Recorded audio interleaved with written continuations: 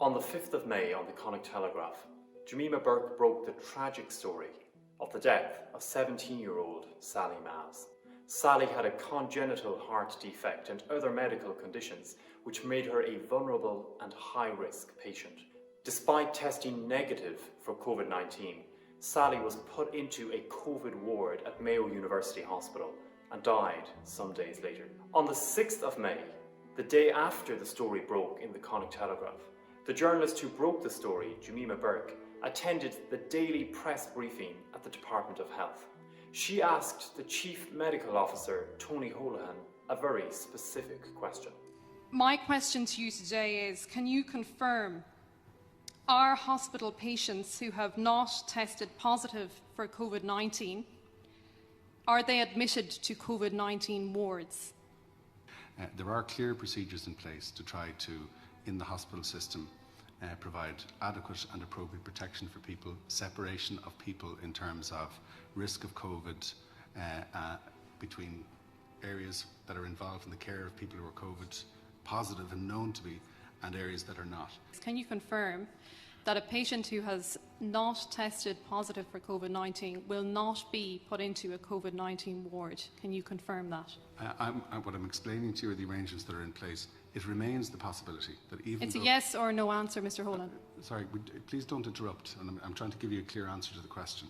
What I'm saying to you is that the arrangements that we put in place to try to separate are about minimising the risk of infection. What I'm saying to you clearly is there is provision made to try to create as much in the way of separation and certainty of people who have this infection from those who don't as they go through the hospital environment. And that is clearly a matter of policy, that people who are known to have this infection and vulnerable people are not mixed with each other. During her questioning, her mic was switched off by the Department of Health. I'm asking you, for the sake of the general public, can you confirm to the public today, can you confirm, and I know that the mics have been turned off, can you confirm? Tony Holohan repeatedly claimed that COVID and non-COVID patients were not mixed in hospitals. He said that the line of questioning from Jemima Burke would give rise to unfounded fears. And I really have concerns about the way in which you're framing the questions that you're asking, and the way in which you're doing so, which will give rise to concerns that are unfounded. But days after that press briefing on May the 20th, RTÉ Drivetime reported the following story. Now, allegations that COVID patients are scattered all over Mayo University Hospital. Nurses at Mayo University Hospital are raising serious concerns about patient safety during the ongoing COVID-19 response. The ward I'm working on at the moment, we care for both COVID and non-COVID patients. They may be in separate bays, as we call them, or different rooms, but we have to care for both. If you're allocated to work in the room area for the day, you're dealing with both COVID and non-COVID patients. We've separated a stream of people, both patients and staff, to try to create as much in the way of separation. It's untrue. I mean, up till the last time I was working, there still is crossover of medical staff, doctors, nurses, porters, healthcare assistants, cleaning staff on the ward I work on.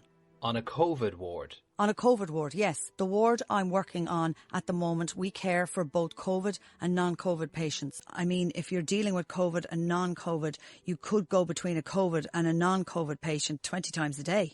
Let's remind ourselves of what Tony Holohan said repeatedly only a few days earlier.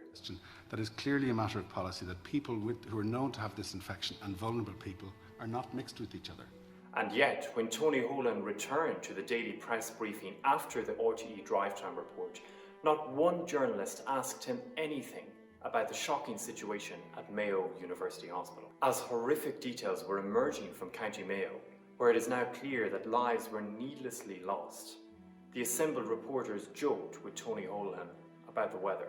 So finally, can I ask then a very important question? Was the wind and the rain today direct advice from NEFIT, or that's just lucky? You can draw your own conclusions from that, Paul. Yeah. We were pleased to see it, though. Over 800 people have now died in nursing homes in the last 12 weeks, with serious questions now surrounding their deaths.